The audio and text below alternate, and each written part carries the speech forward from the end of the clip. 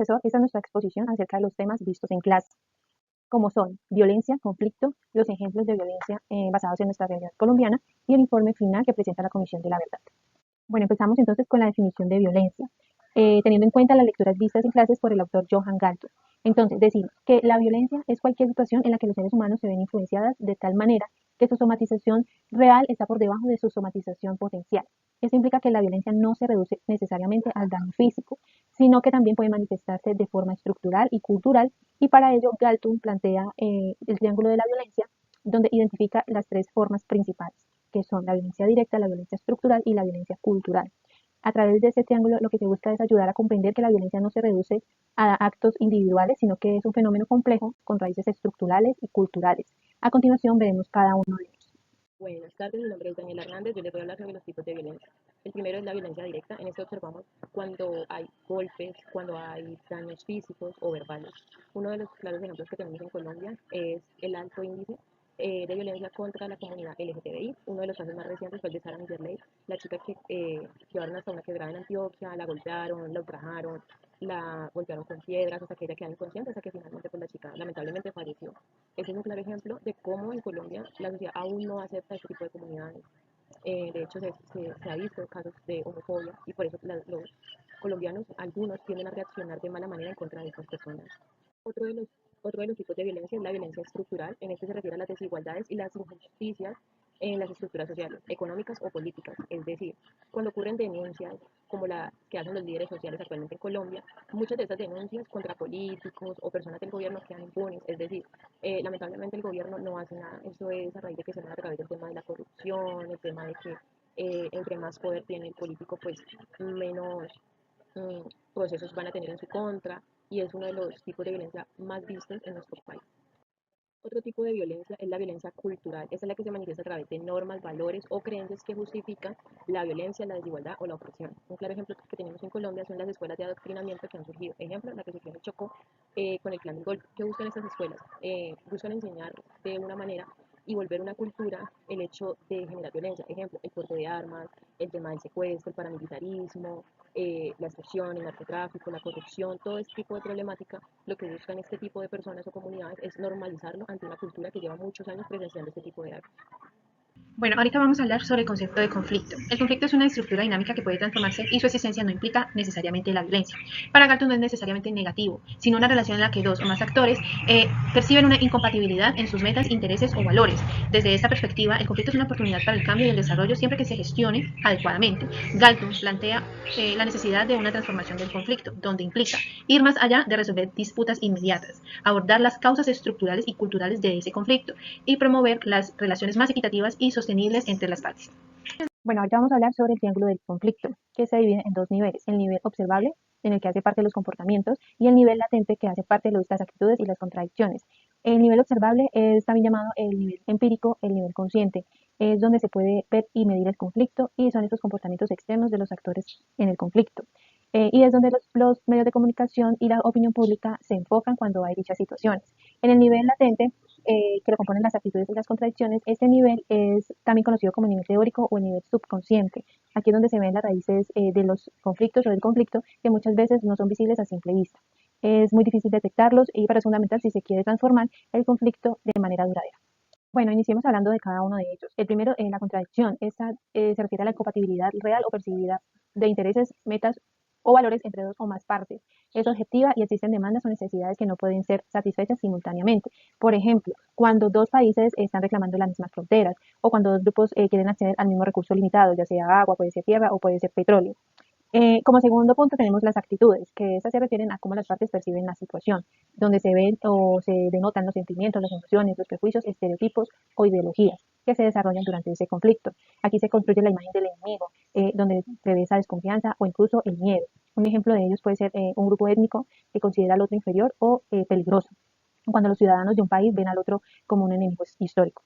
Bueno, y por último tenemos los comportamientos, que los comportamientos son esa forma visible del conflicto, donde se ven las discusiones, las protestas, las guerras, la violencia física y la verbal. Esa puede escalar o mantenerse reprimida. Ejemplo de ellos es una huelga o actos terroristas. Según el informe final sobre la Comisión de la Verdad, para consolidar democracia incluyente, amplia y deliberativa, como primera medida se deben excluir las armas de la política. Se debe eliminar cualquier forma de violencia o intimidación en la actividad política. Sin separar la política de la violencia no puede existir una democracia real ni participación libre. Como segunda medida, se debe ampliar la participación de las bases sociales, garantizando derechos y representación en grupos históricamente marginados, como los campesinos, las mujeres, pueblos étnicos y los jóvenes. Como tercera medida, garantizar el derecho a la protesta y evitar su represión. También se debe asegurar la protección a líderes sociales, defensores de derechos humanos y opositores políticos. Y como última medida, se deben impulsar reformas del sistema político y electoral que promuevan una mayor inclusión y transparencia. La democracia en Colombia ha sido históricamente restringida por la violencia y la exclusión política. Aunque el acuerdo de paz con las FARC fue un avance, su implementación ha sido demasiado débil. Por lo tanto, se hace un llamado a construir un pacto nacional para excluir la violencia de la política y fortalecer la participación ciudadana como vía para restablecer el tejido social y construir la paz. Bueno, ahora vamos a tocar el tema para enfrentar los impactos del narcotráfico y de la política de drogas. Para Galton, el conflicto ocurre cuando dos o más partes tienen intereses opuestos, pero pues no todo conflicto es negativo, puede convertirse en una oportunidad de transformación si se maneja de forma pacífica. Entonces, esta es como una propuesta para la transformación en el conflicto rural y reducir la violencia.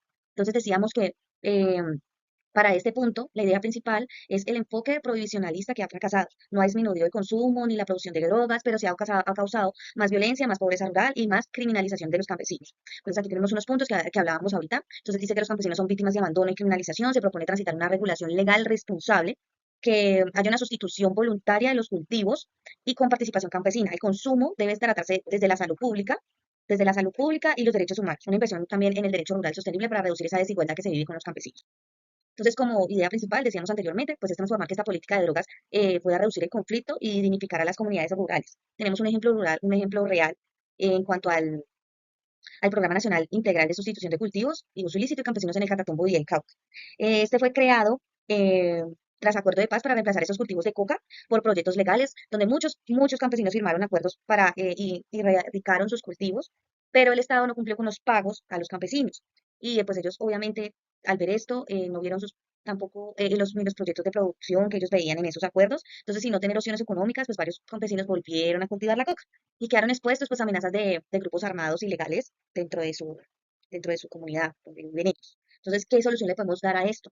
Vimos que podemos dar como el abandonar el enfoque represivo, o sea, esa irradiación forzada o fumigación con glifosato, apostar pues, por la sustitución voluntaria con participación comunitaria, invertir en el campo, en el desarrollo rural sostenible, acceso a mercados, a tierras, apoyo técnico, tratar el consumo como un tema de salud pública y no de crimen, crear una nueva política de drogas con enfoque de derechos humanos, ambiental, territorial, tanto para pues tener en cuenta que los mismos campesinos de pronto no lo hacen por traer mal a su vida o a su tema económico, sino más que todo es una sostenibilidad, pues porque son muchas personas que vienen a eso, a trabajar, a querer tener un apoyo sostenible para su vida, para su comunidad, para su territorio, para todo. Entonces, es más que todo tratar de que haya un acuerdo entre ese conflicto y no genere más violencia hacia los campesinos, que es como la discriminación, las amenazas. Entonces aquí el problema no es la coca en sí, aquí no es el problema de que se esté cultivando o que no, sino la falla de alternativas reales, como hablamos anteriormente, de poder transformar el campo, que es clave para desmontar ese narcotráfico que se vive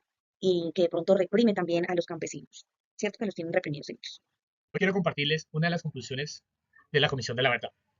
Si de verdad queremos construir un futuro distinto para Colombia, si queremos una paz duradera, la Comisión es contundente. Necesitamos justicia para que la paz sea real. ¿Y qué significa esto en la práctica? Se lo explico en 3 ideas claves. Primero, tenemos que ponerle fin a la impunidad. Piensen conmigo.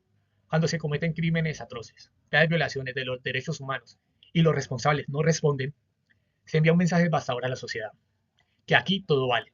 La impunidad no solo revictimiza a quienes sufrieron, sino que deja abierta la puerta a que la violación se repita. Ponerle fin a esto no es venganza, es un acto de dignidad y de justicia para que las víctimas y la base para reconstruir la confianza en el Estado.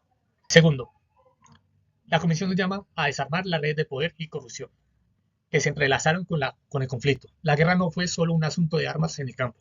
Detrás de muchas masacres y de dolor existen alianzas oscuras entre políticos, empresarios y grupos armados.